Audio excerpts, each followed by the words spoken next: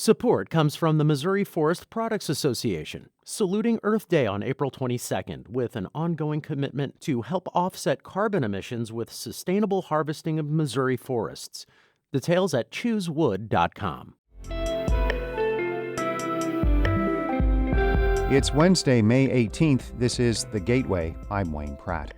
A much-needed expansion of America's Center in downtown St. Louis is finally underway. Officials broke ground on the project yesterday. These kinds of events are more than just a source of pride for St. Louis.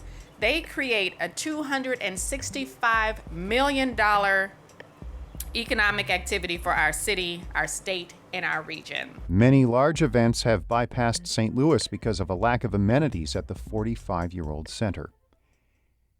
It's the first major expansion for America's Center in nearly 3 decades. As St. Louis Public Radio's Rachel Lippman reports, the project was delayed for months.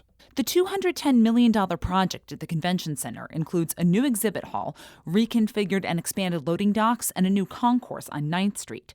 It's funded through bonds, which will be paid by the hotel tax charged to guests. The expansion was delayed by the pandemic and then at the St. Louis County Council due to a dispute over a rec center in North County. Meanwhile, costs ballooned because of supply chain issues.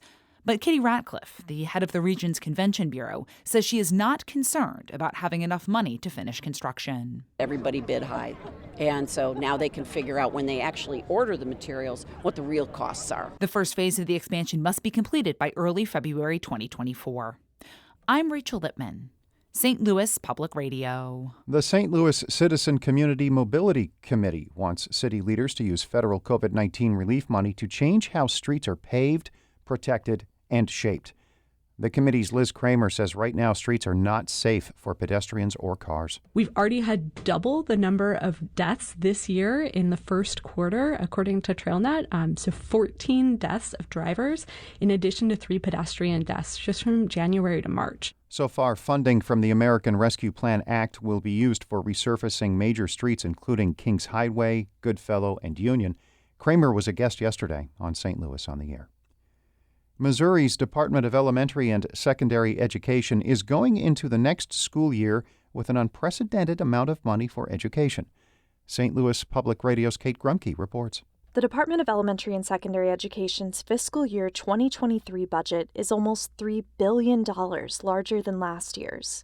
It adds money for a statewide focus on reading education, fully funded transportation, and a grant program to raise starting teacher pay to $38,000 a year. Carrie Monses is a deputy commissioner for Missouri's Department of Elementary and Secondary Education. We're very thankful for the legislative bodies for their work in prioritizing education throughout this process. This was really a landmark, I think, for education as a whole in terms of support and funding. The budget is now headed to Governor Mike Parson's desk.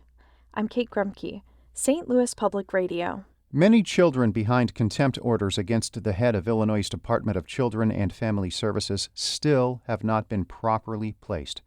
Mark Smith has been held in contempt 10 times since January. He faces fines of $1,000 per day unless the children, many of whom have been stuck in hospitals or group shelters, are placed in settings meeting their individual needs. 4 of them have been, 6 are waiting. Some state representatives are calling on Governor J.B. Pritzker's administration to accept responsibility. Pritzker defends Smith, adding replacing the agency head will not fix long-standing issues. Efforts by a St. Louis developer to secure tax breaks for a $55 million housing development in Kansas City are in jeopardy. The city's Port Authority has halted plans to approve the incentives for Lux Living. The Midwest Newsroom's Kayvon Mansouri reports. There wasn't enough support among Port Authority commissioners to move ahead with a vote on Lux Living's development proposal.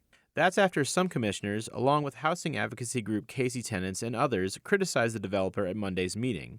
Lux Living has been under scrutiny over complaints at its St. Louis developments in recent weeks. And a Midwest Newsroom investigation found Lux Living didn't disclose CEO Vic Alston's settlement in 2017 with the Securities and Exchange Commission in its application to the Port Authority. Councilmember Kevin O'Neill said the developer's history was alarming. With that kind of background and that length of incentives of 25 years, I'm just going to have a hard time supporting this. Port Authority Chief Executive John Stevens said the future of the project will be discussed over the coming weeks.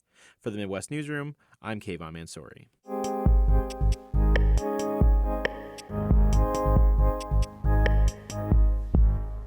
Here are some of the items we are following today in the St. Louis Public Radio newsroom. The new editor-in-chief of the St. Louis Post-Dispatch is sharing his vision for the newspaper in the ever-changing journalism and business environments. Alan Achkar will be a guest on St. Louis on the Air, which begins at noon on St. Louis Public Radio. Illinois Governor J.B. Pritzker will sign so-called ghost gun legislation. The measure restricts the sale and possession of guns without serial numbers. Also today, hundreds of Schnucks workers throughout the region will vote on a proposed contract with the grocery chain. This deal covers more than 4,600 members of the United Food and Commercial Workers Local 655.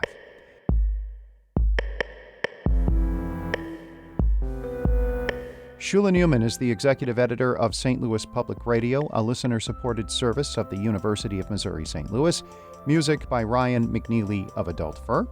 I am out for a few days. Several people will be behind this microphone, starting with Rachel Littman tomorrow and Friday.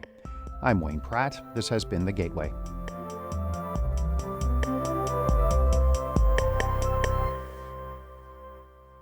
Support comes from the Missouri Forest Products Association, saluting Earth Day on April 22nd with an ongoing commitment to help offset carbon emissions with sustainable harvesting of Missouri forests. Details at choosewood.com.